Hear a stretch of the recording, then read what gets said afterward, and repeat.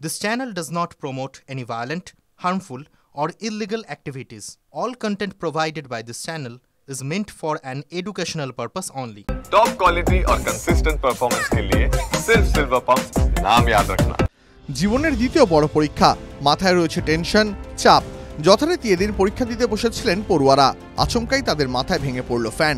তারপর ঘটনাটি ঘটেছে বোলপুর বিবেকানন্দ স্কুলে। জানা গেছে এবার সেই স্কুলে সিট পড়েছিল বোলপুরের একলব্য মডেল স্কুলের।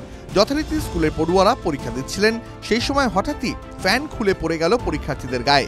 ঘটনায় বোলপুরের একলব্য মডেল স্কুলের দুজন ছাত্রী আহত হয়েছে বলে সূত্রের খবর। না, পরীক্ষা দিচ্ছিল, পরীক্ষার শেষ মুহূর্তে এসে তখন হয়তো আর আধ ঘন্টা বাকি ছিল, সেই সময় ওপরের ফ্যানটা খুলে পড়েছে। খুলে পড়াতে দুটো ছাত্রী মাঝখানে পড়েছে। তো যেহেতু পরীক্ষাটা দেওয়া হয়েছে, কমপ্লিট হয়েছে, এখন সেই ক্ষেত্রে আমরা একটা ট্রিটমেন্ট করিয়ে নিতে চাইছি।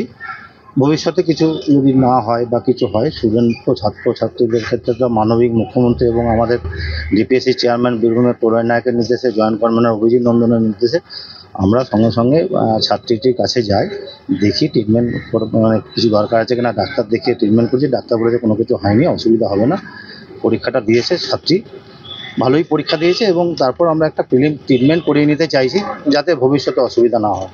এই বিষয়ে পরিবারকে জানিয়েছেন?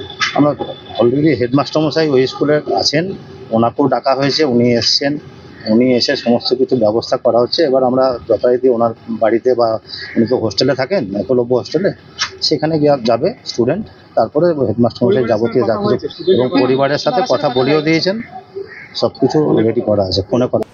মাথায় লেগেছে, পরীক্ষা দিতে পেরেছিলেন? সম্পূর্ণ পরীক্ষা দিয়েছেন তো? সম্পূর্ণ পরীক্ষা দিয়েছেন? আচ্ছা, এখন তো হসপিটালে নিয়ে এসছে। পরিবারের কারোর সাথে কথা হয়েছে? তাদের উদ্ধার করে বোলপুর প্রাথমিক স্বাস্থ্যকেন্দ্রে নিয়ে আসা হয়েছে স্কুলের তরফে। স্কুল কর্তৃপক্ষ সূত্রে খবর, পরীক্ষা চলাকালীনই হঠাৎ মাথার উপর থেকে ফ্যান খুলে পড়ে যায় এবং ঘটনাস্থলে অল্প বিস্তর আহত হয় দুই ছাত্রী। পরীক্ষা শেষ করেই তাদের বোলপুর প্রাথমিক স্বাস্থ্যকেন্দ্রে নিয়ে আসা হয়েছে চিকিৎসার জন্য।